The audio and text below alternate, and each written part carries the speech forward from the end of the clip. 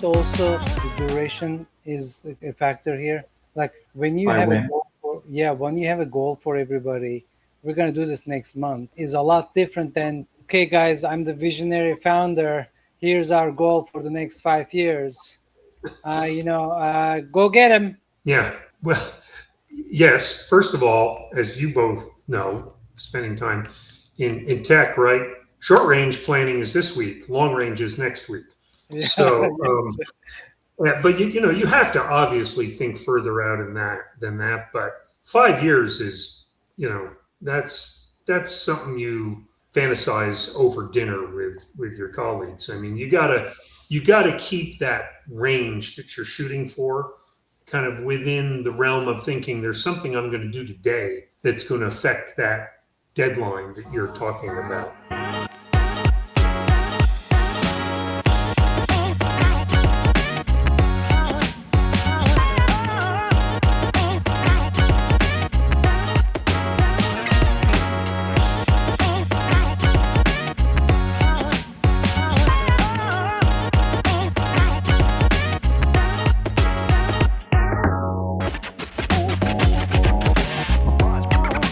Hello, everyone. Welcome back to Fearless Founders. Ike and I are really excited to have Bill Bennett here. Bill is a local legend. He's had much to do with the startup environment here in Utah. And today, Bill has kindly graced us with his presence. He is a good friend, a neighbor. And Bill has done everything from starting out with pre-law in his education, then completely ditching that and going into technology. He worked at IBM back in the day, even sold technology back then. Before then, and after then, he worked at two companies that he ran, small companies locally in Utah that did really well, Folio and PowerQuest. Ultimately ended up being a division president at Franklin Covey. Now he's running another business. But more importantly, he loves writing, and he's very gifted at that. But along this journey, Bill has actually become what I call a turnaround agent, a specialist. He just knows how to get everyone to work together to achieve a goal. And because of that, and because you, the readers and viewers here, love listening to how to be better as you manage your own businesses, Bill's going to regale us with some of his stories, and we can't wait. So thank you for coming, Bill. We much appreciate it. My pleasure. Super. Hey, so of the many things you've done, and while most of our listeners and viewers do have technology backgrounds and they're working elbow deep in making things work out, just give us some stories of what are some of the things that you've learned about managing humans. And I do that on purpose because we have a lot of technical founders here too.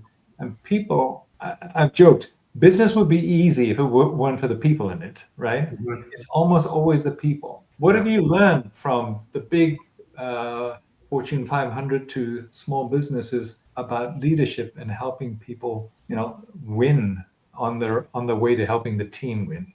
Sure. Well, I like the way you asked the question, because one of the things I discovered was at IBM, they were humans who worked there. The little tech company, they were also humans. Franklin Covey, they were humans. They're humans wherever we go, and people are people. So while the context or the setting is different, what makes I think some people run hard, or a lot of people run hard, is kind of the same industry to industry. Before I share a few thoughts, I'll also say my dad was a wonderful man. He was in charge of HR when it was called personnel. And so he retired in the early 80s. He lived to almost 100, but he was the kind of guy, he didn't say much. But when he had an insight, he would just sort of say it and not explain it and let it sit on you. And some of those took years for me to kind of process. One example is one night he'd come home and we're just eating dinner and maybe chit-chatting about nothing. I was the last child. My sisters were gone at this point, so it was my mom and dad and me.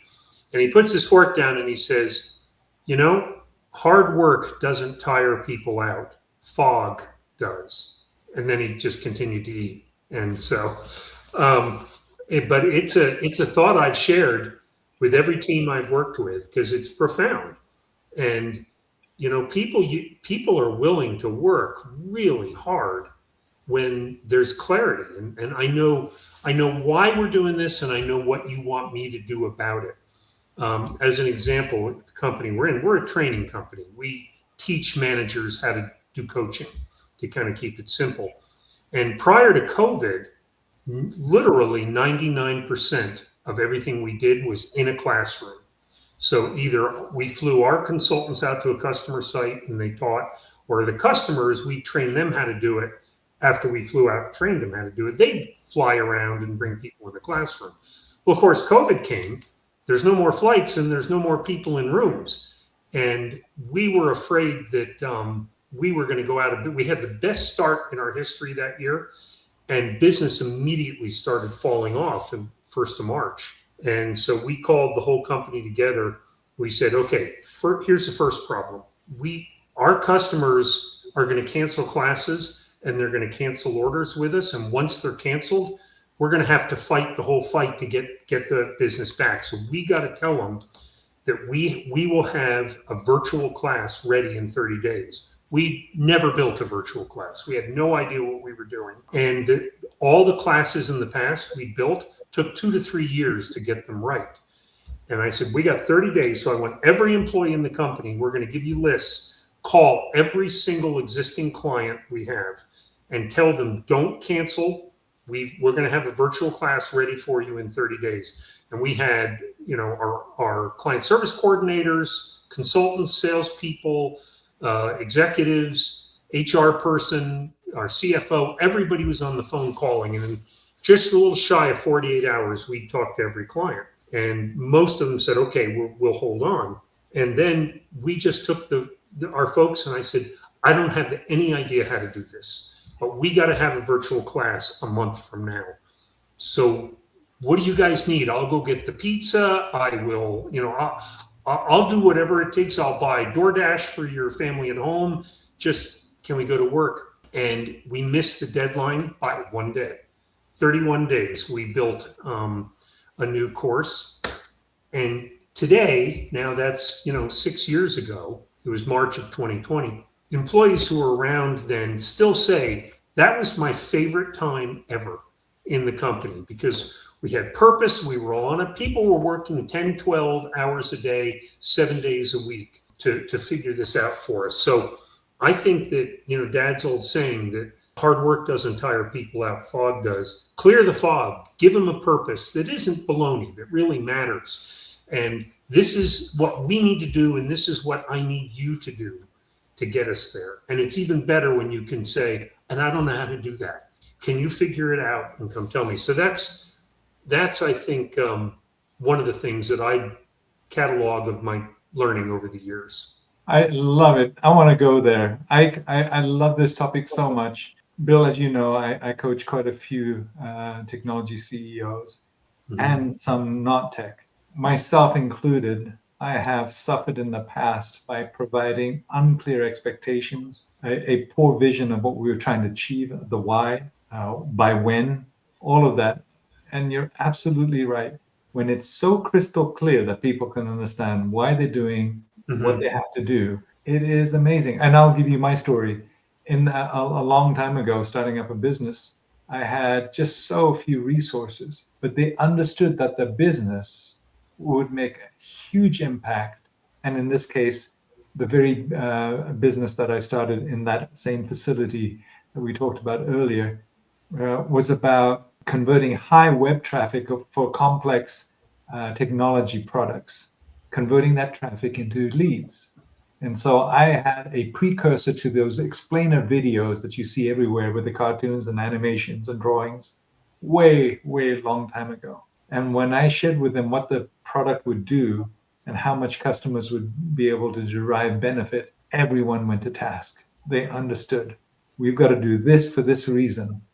And today, when I talk to lots of clients, they're not specific enough. And I'll often say, how do I win? I don't understand. How do I win? And I use the word win. How do I win? Because it's not clear. Yeah. Love what your dad said. That's super. And to your point, people are wired to want to win. Everybody. I don't care who you give me an example of, whether it's your your VP of sales or a janitor. They want an objective, and they want to beat that objective. So Yeah. So isn't it also the duration is a factor here? Like when you By have a when? goal when you have a goal for everybody, we're gonna do this next month, is a lot different than, okay guys, I'm the visionary founder. Here's our goal for the next 5 years.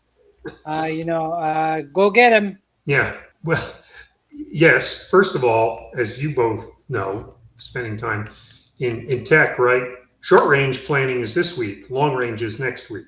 So, yeah, but you have to obviously think further out than that. But 5 years is, that's something you fantasize over dinner with your colleagues. I mean, you gotta keep that range that you're shooting for kind of within the realm of thinking there's something I'm going to do today that's going to affect that deadline that you're talking about.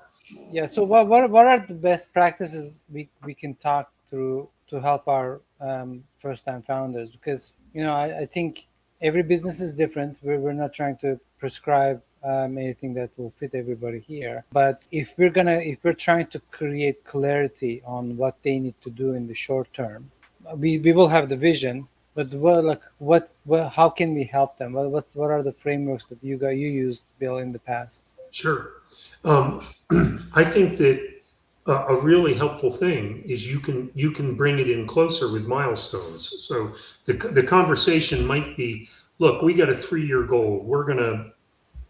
We want to achieve 40% market share with this product in 3 years, which, and even that sometimes a little fuzzy for the programmer that's nocturnal, working from midnight to 8 a.m. the next morning. But put it, somehow in 3 years, we're going to master this industry. We're going to be known, whatever it is. But then here's our milestone. Here's the next thing we're shooting for. Within 90 days, we want to have nailed this one new capability in our software. We want, and just help people get rid of the noise and say, okay, I know 3 months from now, we're going to be here. And obviously, there are milestones, so do the work to figure it out, or even have them do the work. Hey, Ike, this is where we want to be in 3 years. You're our lead programmer. What do you think's the next thing we ought to accomplish, and how long? And you say, well, we got to build that API, that set of APIs or whatever it is. Good. How long? I think we haven't done in 60 days. All right, let's drop the gauntlet. 60 days for API. And so you get clear, super clear on it. And then I think as a leader, you get behind them. Okay, what can I do? We had, when I was at Folio, back in the days when Comdex was big, I don't know, maybe it's still big. I haven't been to a Comdex in years, but back when 300,000 people went to Comdex, that was the place where you like to show all your new capabilities. And we had a Comdex coming up, and we were a little behind the gun on trying to get a new version of our software ready. And, me with a sales background, I'm like, let's put a financial incentive in place. Let's ring the bell. And all the programmers just sort of like, you fit into every bad cartoon I've ever seen. And finally, one of them gave me enough coaching that I sat down and said, all right, do you think it's possible to hit this date? I said, I do. What do I need to do? How do I support you guys doing this? And he said, and then we had probably 15 programmers there. He said, I want for every one of my employees an open ticket at Brick Oven Pizza to order pizza for themselves when they're working late and for their families when they're not getting home. And I said, and he said, no, that would be great. And I said, now you realize we're probably talking about $1,000 worth of pizza here. I was talking about $10,000 or more of incentive. No, well, that's what we want. I said, all right. We called the general manager down at Brick Oven Pizza. I said, here's a list of names. Any of these people call, you send them anything they ask for. I don't care. I don't care if you have to go outside and buy some unique ingredient they want on their pizza.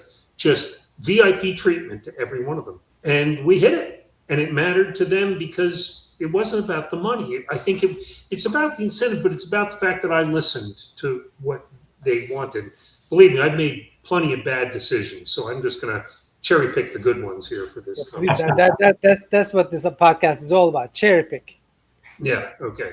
So, Hey, I think it's a milestones is a way to do that. yes, and I think Ike's question prompted what, and your answer was dead on. What I found out is that timetables, deadlines, milestones adds a level of gravity, anchors the big idea into something that now needs to be worked on in chunks and in some form of smart deployment of talent and resources. And too often, I've seen this, leaders say, we're going to do this, we're going to do this, this is this, but they don't end with a deadline. They don't end with a timetable. And it causes all sorts of miscommunication of expectations. Oh, you meant that, or they meant this, and whatever. No, it's got to be very specific. And I would always encourage every listener, every viewer, that deadlines are your friend. They will help you achieve your goal. And the more specific you are, the better. Followed up with, I was going to use the, help them win. And you did it by saying, listen to them. To what does it take to enable you to get there? And you use that beautiful example of the pizza. And he's got great stories. Yes, awesome. I also from drawing from my past experience and the current, if you can also create an environment where the team members are checking on each other, so you're not the only one as, hey, we're gonna be late, work harder. Like, you want to make sure some kind of setup is set up. It probably starts from the way you hire people, but the team needs to check itself, like each other, like peers checking each other. Yeah. That is the I think I've achieved a great success with that. Yeah. Years ago when I was doing some consulting work, I was doing work with Wegmans Markets back east. I don't know if you're familiar with Wegmans, but they're a cult supermarket. I mean, they're amazing. They're relatively small. I think there's 60, 70 stores, but they're just remarkable people. And I was doing some consulting with their warehouse distribution people on improving safety rates. And they're super people conscious as a company. But all the OSHA standards and statistics just were meaningless to them. And so in a group of their leaders and some non-leaders all together, we started brainstorming what matters. And this one guy had this brilliant idea. And he said, go home safe. I want to know every day that my colleagues go home safe. So we scrapped all the OSHA numbers, even though in the background they had to keep them for the sake of OSHA. But what went up on the wall is, what percentage of employees went home safe last night, weren't hurt, and if there was one off, everybody's first question was who got hurt? What happened? Oh my gosh, we don't want that to happen again. So, we didn't create, just merely leveraged the fact that they care for each other. And I think you can do that, just as you were saying, Ike, in a lot of settings. When you're on that push, it's, hey, let's take care of each other. Can you check in, see how people are doing? And it might be personal, how they're doing with their families. It might be work. They got anything they're stumbling over? Hey, bring it up. Let's every day, let's have a meeting where we say, what are we tripping on that maybe we could work on, but that we care about each other's success. It's great idea. Yeah, awesome. I like that. Sticking with the humans, because I know you're the expert on this. Oh, yeah. I am on that. Outside of fog, not having it, and you've been in so many organizations, Bill, what's another gotcha that leaders don't get about how to get better performance, how to get attain the goal when it comes to all of these humans they work with? What's another one? Another one comes to mind for me is people need choices. They need the ability to make choices and they do their work. And sometimes, you may think, well, look, this is a very structured environment. They can't just say, oh, I'd rather do it this way because we have standards we have to keep. But somehow within the boundaries of the standards you have to keep, if you can give them choices, chances to take what they observe in their workspace and apply it and say, I think there's a better way to do this. I think it engages them because they own their little space. Are you saying don't be micromanaging and say, do it my way? Or are you saying give them the freedom to come up with their own creative solution that they are responsible for ideating? Well, it's a little bit of both, I think. So, again, there's sometimes some degree of micromanagement is required because, like I said, you've got pretty tight boundaries on a project you're working on. But look for within those boundaries how much freedom you can give them, and acknowledge it and praise them publicly, and call out when they make an improvement. Years ago, I'm really going to date myself, but I'm not going to name the car company. I was visiting an American car company, and they're one of their big plants in Atlanta. That might give it away. But It's Tesla. We were on a tour of the assembly line, and the guy pointed to one of the red cords, and he said, one rule is you never pull that cord. And we said, well, okay, what's it for? Well, it's when there's a problem on the line. But, if you stop the line, the company will tell you literally per second how much money they're losing when the line is stopped. And we just pushed cars through. We said, what if there's a problem? He said, that's not our problem. And I thought, I own a car that came through this line, I believe, because it has lots of problems. Years later, I'm in Lexington, Kentucky, taking a similar tour of the Toyota plant there. And they were talking about the red cord. And I asked about it, and they said, it is the ultimate act of your duty at Toyota, if you're in the manufacturing line, to pull that cord when you see a problem. Because what that means is you care about our cars, you care about our customers. And I said, so nobody gets in trouble? And they said, are you kidding? They're acknowledged for saying, hey, the fit and finish wasn't just right, or something else was right, and we want to make sure you get a good car. And so I think that those Toyota assembly, and the American company probably changed over the decades between those two stories. But what can you give people the space to do to find a better way to improve, to take ownership for their area? Yeah, I think this is awesome. I first comment on the micromanagement.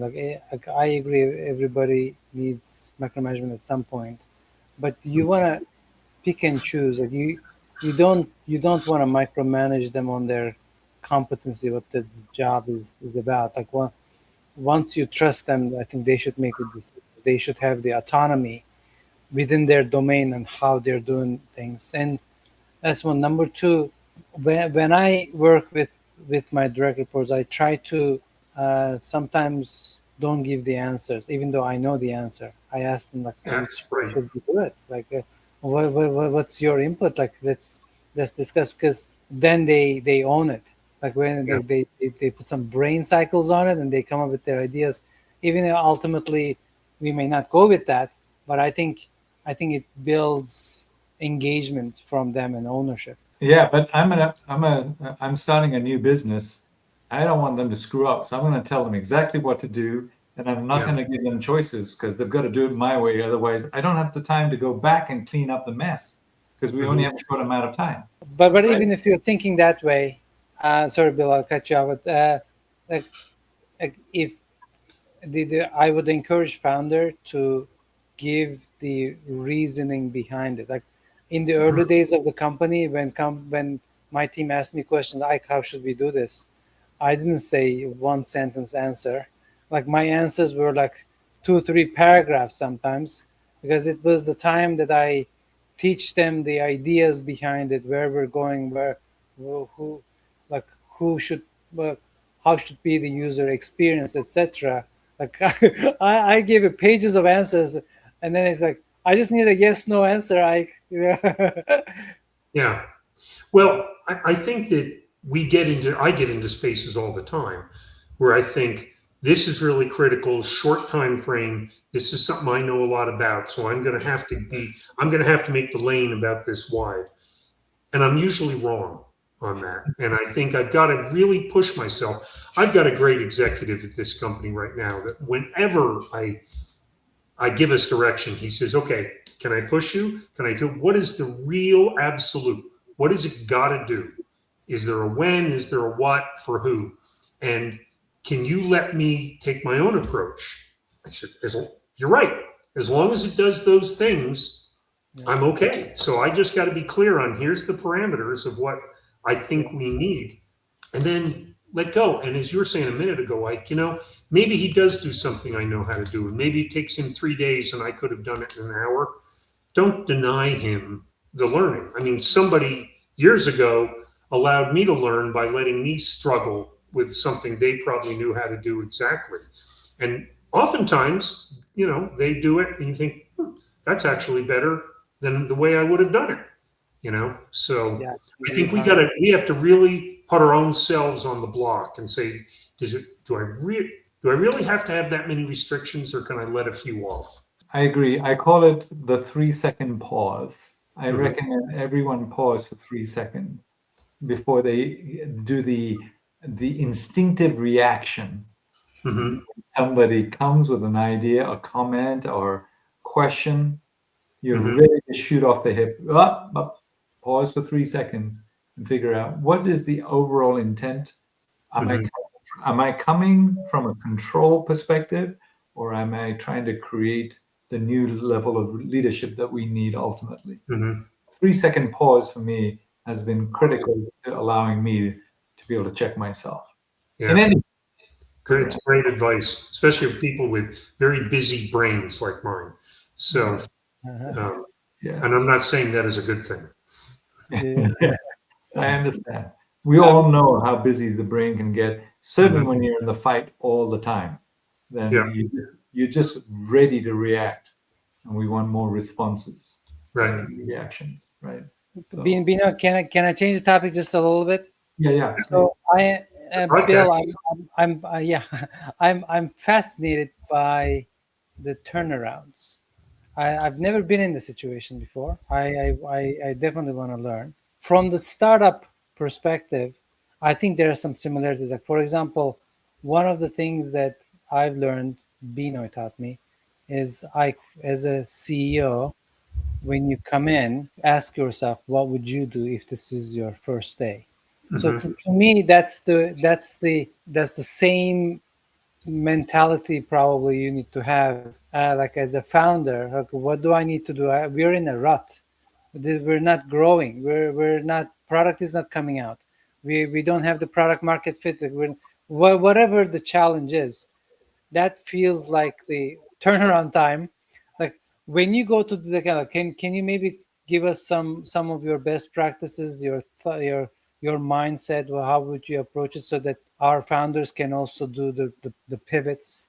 Sure. Yeah, and I don't hold myself up as the authority on this. I mean, I just had some good experiences and I've made some mistakes too, but and probably should also say I had a little bit of an advantage in some of these turnarounds in that I came into it when it was at the bottom.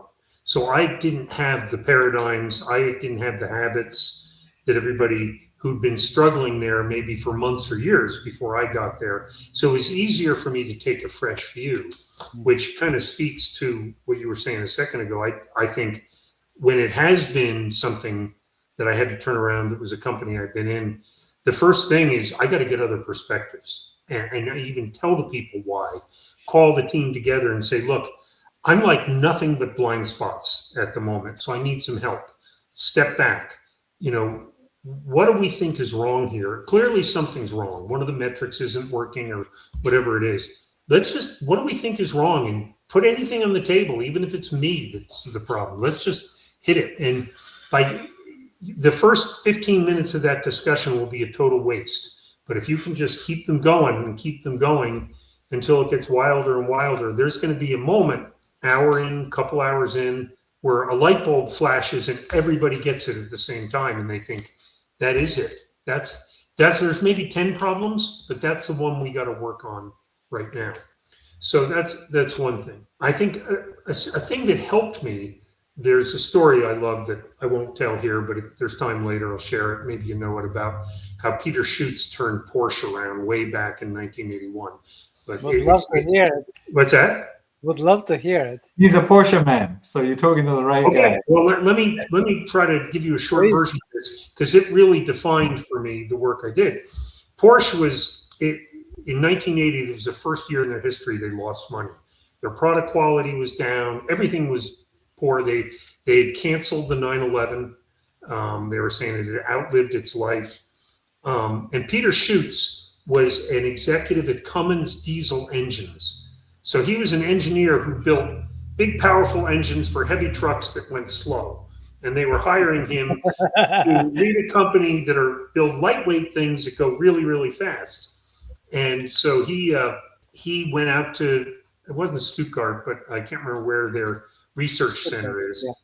Yeah. And he said, he called everybody together, said how excited he was. He'd just gone to Sebring and watched the Porsche 935s in this race, and completely made himself look like an idiot, because he said, they got these big tires, and when they go, the flames come out of the back. And, he's saying just these engineers were like, oh my gosh, this guy was hired to close us down. And he wrote a book about this that's just so good. Anyway, he called them together, and you could tell the whole mood was just flat. And he said, he kind of stopped whatever his prepared remarks were, and he said, look, clearly nobody's into this. What does winning mean at Porsche? And somebody ventured and said, well, winning races is what really defines us. When we win races, it drives technology into the consumer, vehicles, and it gives us life. And he says, well, what's the most important race? And they said, well, it's Le Mans. Well, when is it? It's in a couple of months. Are we going to win? And he said, everybody just laughed. He said, of course we're not going to win. We don't put the investment, we don't put the energy into this anymore. And he said, okay, meeting's over. We re-adjourn tomorrow morning at 10 a.m. The only people I want in the room are the people who intend to win Le Mans in 60 days. And he said the place was packed in the morning. And he said, okay, how are we going to do this? And this one engineer stands up and he says, well, there's no time to build a new car, but we have a 917 in the museum. He said, it's outdated, but it's got a great frame and a great body. And we've got an engine we built to go to the Indianapolis, and it runs on different fuel than we run on in Le Mans, but we know how to convert it. They canceled that project, but we still have all the parts. And we think we can steal suspension from something else. And he said, Mr. Schutz, we're not positive, but we think we pull those things together, we might just have something. And he said, well, meeting's over. Let's get to work. He said by the end of the day, I think it was 3 of the world's top long distance drivers had called him and said, if what I hear from my friends over there is right, could I come drive for you at Le Mans? So they go to Le Mans 60 days later and they win handily. And not only that, they don't have a single mechanical breakdown.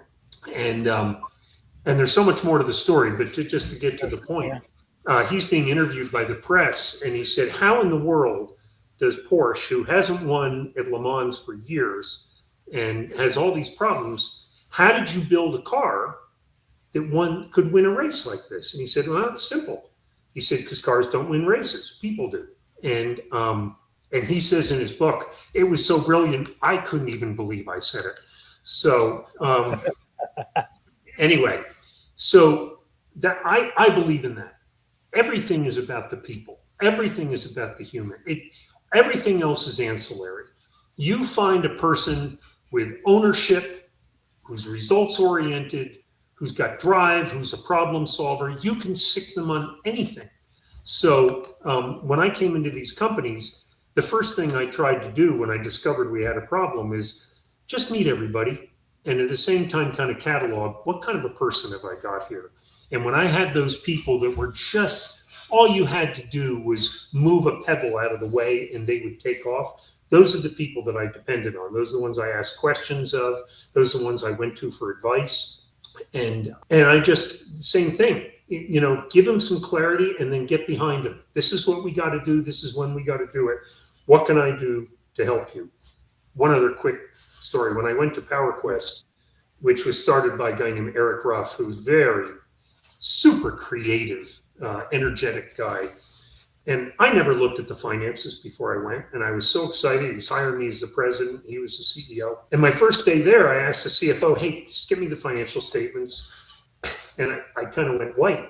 And I went into Eric's office. I said, so we have $15 million in the bank. and we have a burn rate of $5 million a month loss. So by my calculations, in 90 days, we're all looking for a job. And he said, yeah, figure it out. So I just, I had figured out who some of those lead employees were. We talked about, do we think there's any way we can do things cheaper? So a couple of days later, we announced on date, 90 days later, for a Back in the Black party. We're going to have this big party when we're back in the black, in other words, profitable, which was a little off because we'd never been profitable as a company. So it's probably first visit to the black.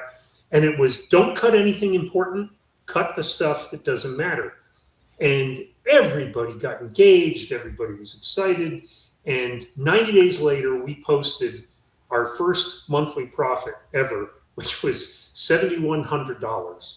And the only rule then is we're going to have the party, but don't spend so much that we're not in the black anymore.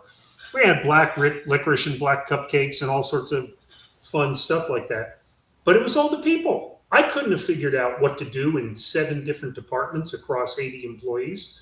They just figured it out. So I think the turnaround, find those people that have the energy, have the drive, have ownership, which is just such an important term. What I do matters, and I'm going to take ownership for it. And then get in their heads, figure out what they know, and engage them in the process. And it's worked every time. And it's never been me. It's been pulling away the garbage out of the way so they can do what they do. I told you. It's about it. That's great. Isn't that great? It's about the humans. I knew Bill is the expert when it comes to people. And there are business processes, there are business deadlines. He's got a sales background, but it's always about people. With that said, the sales background is very, very important because we all know that revenue cures all ills. And I have seen many technical founders, product-oriented founders, seen even a CFO or a finance founder. But every one of them has to ultimately end up focusing on revenue. And so what is the advantage or disadvantage of coming from a sales background? What would you say to people that are listening and watching this podcast to say, hey, this is how you transition to revenue. This is how you make everything about revenue. I'm assuming you agree with that statement, but I've just seen that revenue cures all. We've got to hit the number. I do. I totally agree with the statement. I think that, first of all, the problem you have is because sales is such an easy discipline to get into, there's a lot of really bad salespeople. And there's a lot of good salespeople. And unfortunately, the reputations of the bad ones precede the reputations of the good ones. And I think that, when I'm talking to other salespeople, talking in terms of revenue and quota and all that, it all makes good sense. But when you're talking to other disciplines, it's not about the revenue. It's about what you can do with the revenue. It's about the investments you can make in the company. It's about the things you can do to enhance work-life balance, whatever it might be. So I think the revenue matters, and I think you got to talk about the number, but you got to have a vision of what we're going to do with this number. And I think that also you want to show them, if you got a sales background, if you've been a good salesperson, look, this is about knowing the customer's needs and translating what I have into something that they can see is going to meet their needs. So you're always talking about the customer's needs. The sales will work if we know what they want, or we can at least tell them what they want, Steve Jobs fashion, and convince them that we're right, and then deliver it and have them say, this was amazing. This was everything that they promised it would be. So I think that it's, keep the company vision and mission and goals, that longer range goal, the shorter range goal. Revenue is what makes it possible. When I worked for Franklin Covey, I'll probably botch this statement, but Stephen Covey used to say, no profit, no purpose, I think, something to that effect, which you may not like talking the numbers, but if you're not making money, you're not going to be able to carry out the broader, more visionary thing you want to do. So engage the folks and don't go too deep. So I think that's what makes revenue become a real thing to them. It's a means to an end, not an end in itself. Thank you. And Ike and I are very, very experienced in this next segment related to sales. Getting the right revenue leader is a pain. It But is. they are already gifted in the tongue. They know exactly what to say. But to produce numbers as they said they would, to purport that they can actually back it up, it's hard. To try and really find a revenue leader who can actually do what they say and lifting the entire tide of revenue. What have you learned as to how, having carried the bag yourself a long time ago, how can our founders find the right partner, VP, leader over revenue? Yeah. First of all, I'd agree with you. It is really hard. I don't think of any of the sales VPs, revenue leaders I've hired, I don't think I ever got it right the first time. I mean, I think we had to go through one or two before we really matched it up right. The one I have here at this company is fantastic, who shall go nameless because I don't want people who follow your podcast to reach out to her on LinkedIn and give her offers. But I think one of the really important things is obviously that they want to get in the trench with them. And it's not, I don't go on the call with you because I'm evaluating you. I'm on the call with you because I love this stuff. I love the fight. I love the hunt. And let's go do this together. And I think if they know that, look, this isn't about producing, I mean, it's about producing numbers for the CEO, but that's not all this is about. This is about that joy of, finding the magic thing that the client really needs and your ability to match up, what we do. And secondly, this goes back to something you said a few minutes ago, like don't do their job for them. Let them learn, let them even stumble a little bit, give them the coaching on the side if they need it. But when I first came into this company, I actually came in as the VP of sales. And there was a guy I knew who was the VP of sales prior to me, or two prior to me. And I knew him fairly well from another work experience. And I went out and started making calls with the salespeople.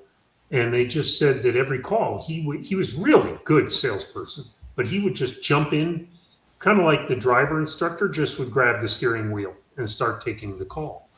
And, I told him, I'm never going to do that unless you're in trouble in the call. Give me a signal, turn and ask me a question if you feel lost, if you want me to jump in.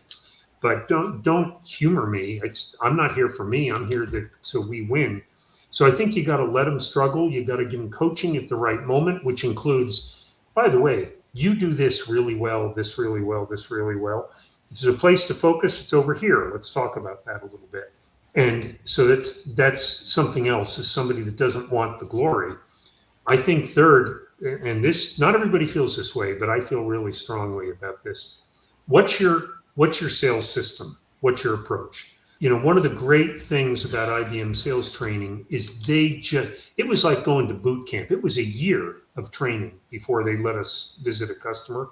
And CTSC, customer tailored sales call, ultra simple, but it just bang it into your head over and over and over until you didn't have to think about it. You always knew where you were in the progress of a sale, and you just intuitively knew, hey, I didn't actually hear them commit to anything yet, so I got to back up. There's more questions that I need to ask here. My boss at IBM used to say, any idiot can sell, and you're not just any idiot. And then he'd say, there's sales 101 and there's sales 102, which is sales 101. And he said, it's basic. The basics of sales are simple, but it's just you got to raise it to an art form to do it, to know how to listen, actively listen and qualify and do all those good things we learn about. But so I would when I interviewed sales leaders, so he'd say, kind of what's your model? There's plenty of good ones, not just one. What's your sales model? And when they kind of stumble and say, I just believe in doing this, it was over for me. But when they name off, some of the well-known sales systems that we all know about, and there's, like I said, there's several good ones. As a leader, how do you match your people to that? Do you hold them accountable for those steps? Are you the one who can push them when they're telling you about an opportunity and you're saying, okay, that all sounds great, but I didn't hear, did you ever kind of qualify kind of the if I will you statement? Nah, I don't like that. Well, I'm telling you, something's going to pop later that you missed if you don't do that. So I really believe that a good sales leader has not only got a system, but it's a simple one you carry in your head, nothing, nothing complex. Finally, last thing I throw out is you just got to care about them. They're humans. You got to care about their success. You realize that when they have a bad month, it hurt your numbers, and they go home and they're disappointed, and that's affecting their income next month at home, and that college savings account or that car payment or that mortgage payment even might be at risk. And it doesn't mean you fix all their problems. But you just remember, they go home and they feel like crap. And I had a great sales boss when I had a bad month that would typically call you, like on a Saturday, and say, I just want to check in. You doing okay? Next month is a new month. What can I do to help you? Come on, look forward to seeing you Monday. And it was hard. I'm not getting fired. And he doesn't think I'm a jerk. So I think just like you treat any other person in the other department, remember salespeople are people too. Amazing. Great feedback. You're great. Oh, great. fantastic. See, we need it for more. We need you back again, Bill, because we've run out of time already. Wow. Like I said, too many stories. No, that's fantastic. Bill, with all that you've experienced in leadership, business functions and whatever, you also have a passion for writing. And it's a gift that you have. And I can sincerely say that. Everyone has the work face, but they also have a family. They've got other elements. I'm going to make a statement, like for you to react. And what I've learned is that people, the humans, actually do better work when they have a more rounded life in which they can apply their talents in woodworking, music, writing. And I encourage all of my friends and clients, you haven't done that hobby since high school? Well, guess what? We're going to put that on the agenda, because you cannot be a fully functioning leader that is present and that can be in the A game, in the flow state. If you're slightly off and your one leg of the four-legged stool isn't being taken care of, what do you say to that comment?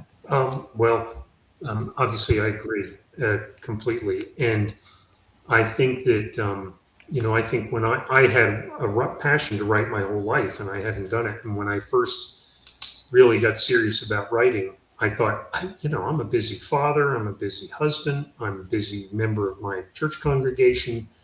Yeah, and I'm busy work. I don't know where this fits in. And my wife and I came up with what we call Write Night. And Write Night was she'd have dinner ready. I wouldn't eat with her. I just grabbed it. I went to my home office. I locked the door, and I might come out at 9 or 10 or 11 or midnight. But it was a night I could dedicate, and I loved to write. And the funny thing was, it didn't take any more time, because what I tended to do, especially on Write Night, was I got so much more efficient at work, because and you make everything more efficient. And in a way, it's like, I don't know, this is magic. But somehow I'm doing more and in the same amount of time, and I actually have discretionary time left. So I think that it's good on several levels. It's good for your psyche, and you don't have regrets. But it's also it makes you makes you a more organized person, and really pay attention to priorities. Thank you. Ike, any comments to all good? Thank you, Bill. This was a delight. Thank you so much for being here. Well, I feel honored to be with you guys. And like I said, I don't hold myself up as any expert. I've just had the blessing of working with some awesome people who, when given the chance to perform, we cleared chunk out of the way, they took it up. Look at you, Mr. Human. He's the humanest of humans. Thank you, Bill. Thank you all. Until next time, we'll tune in. Please share this with all of your friends and network. Until next time, thanks again. Thanks. Bye-bye.